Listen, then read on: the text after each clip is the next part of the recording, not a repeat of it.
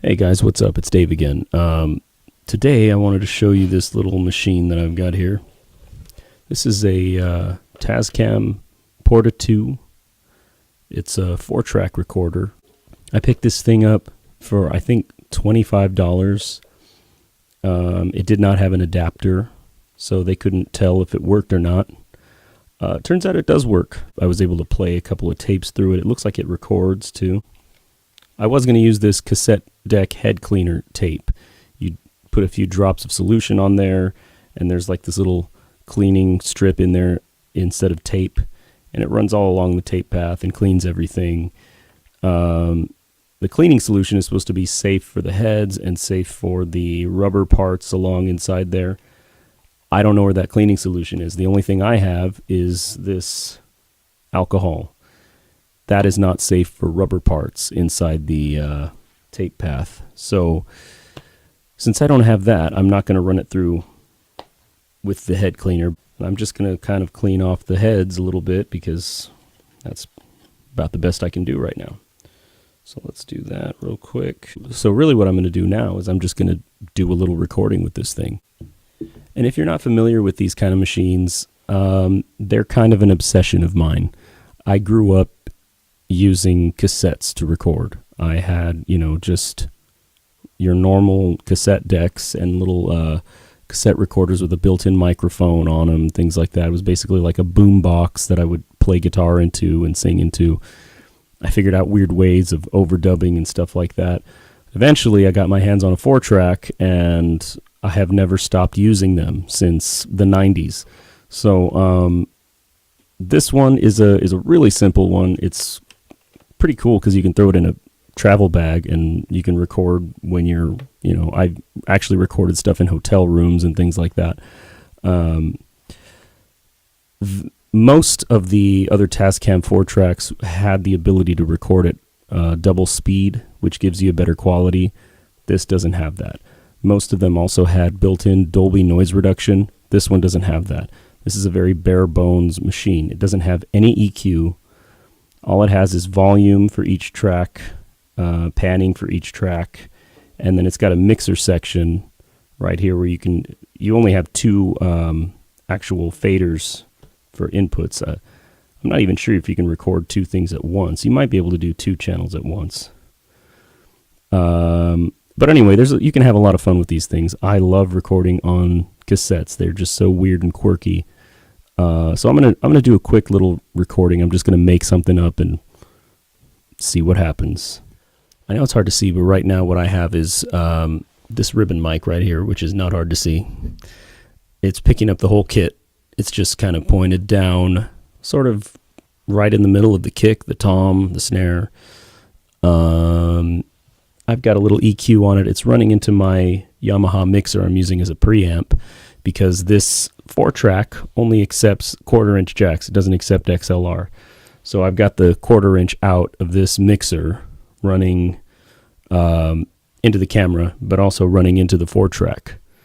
I have a little bass boosted on there just to bring out the kick a little bit more. I'm playing pretty soft right now. And got some compression on there. And I'm just gonna play and see what happens. And I will mute this mic so you're only hearing that mic once I start recording.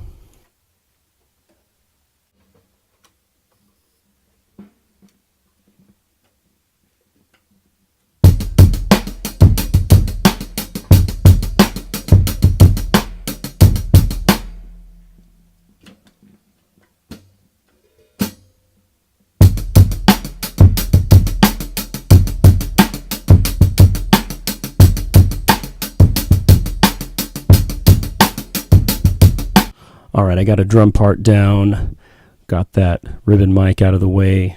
Now hopefully you can kind of see the mixer over here, the Tascam. Got this bass plugged in. This is a cheap bass, but it sounds cool. I like it. I'm just going, again, straight into the Yamaha mixer there. Got some compression on the channel. I think I have the EQ flat right now, actually.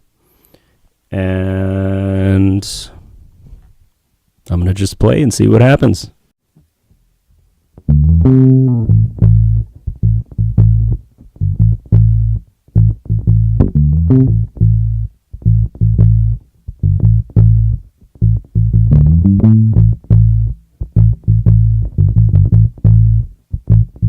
So I laid down the drums, laid down the bass. I'm about to do like a rhythm guitar part. Just got this little Fender Champ mic'd up with the 57. And, you know, here's what that sounds like.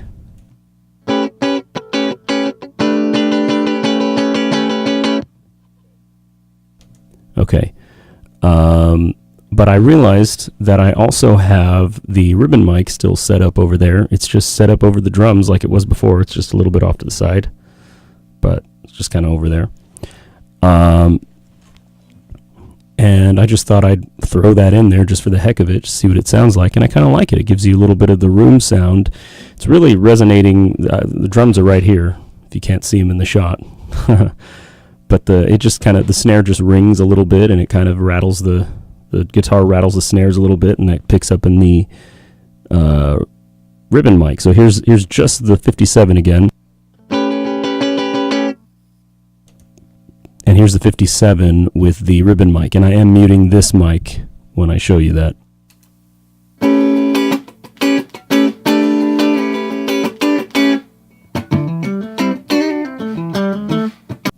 Anyway, I just thought that sounded kind of cool, so I'm going to go with that.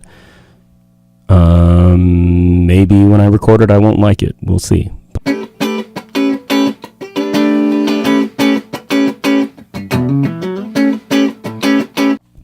Okay, I've got the drum track, I got the bass track, rhythm guitar, and I'm just going to add a little lead guitar.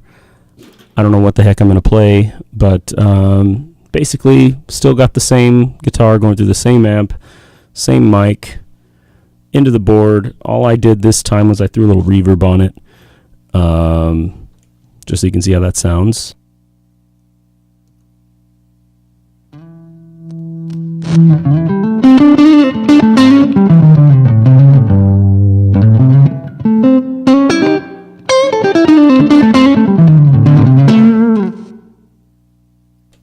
That's basically the sound. So that's basically the sound. I also turned up the amp since I'm doing a lead. So the amp is running hotter.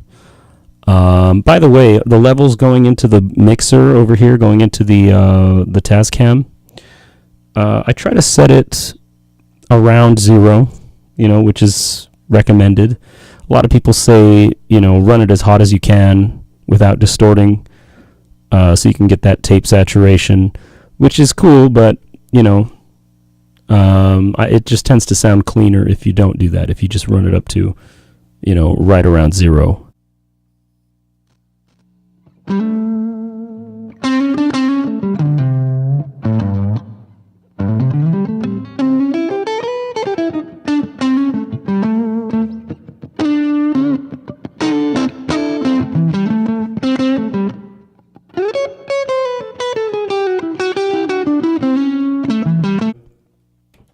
I made a mistake in there, hit a bad note, and it's right at the end too. This is just, it doesn't matter because this isn't a song, but so I'm just going to punch in the last couple of bars till the end of the song.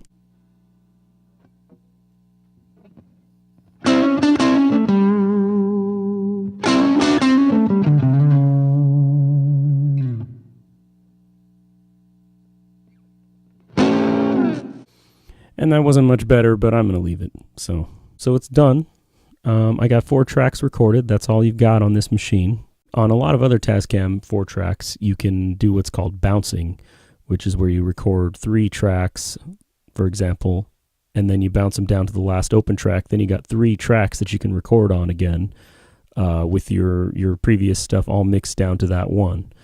And this way you can get a lot more tracks. And that sounds really cool. It starts to give you like a 60s psychedelic rock kind of sound to your recording.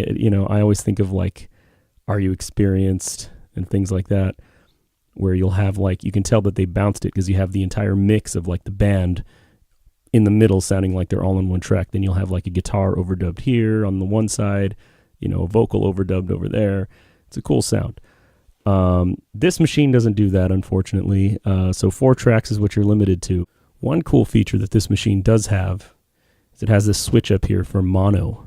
And since my signal going into the camera is mono, that's a cool feature. Yeah, I can't play you the stereo mix I can't really play the stereo mix right now because I don't have stereo going into the camera. So what I'll do is I'll mix it down and post that as a separate video in full stereo and all that, so you can hear it a little better. So that's the song right there. Just a little funk jam.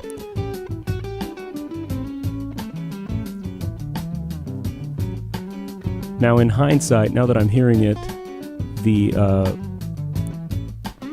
rhythm guitar sounds a little thick. I wish I could take out some of those lows, but there's no EQ on this.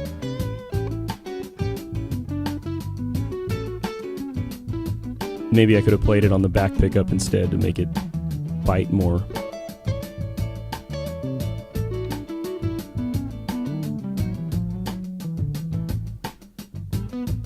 Doesn't sound bad. The worst thing about this machine so far, and I'm not sure if that's how it is by design or what, but it just has a lot of hiss coming out of it. Even with nothing playing, just the machine has hiss coming out of it. And it's, you know, it's definitely sitting on top of everything that's recorded. So if anybody knows why that is, if that's a problem or if that's how they all are, let me know. So the other 4 tracks I have don't do that.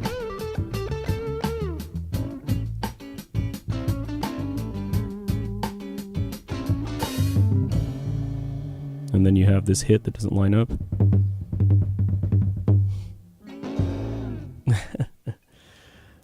And that tom sounds funny because I had a towel over it.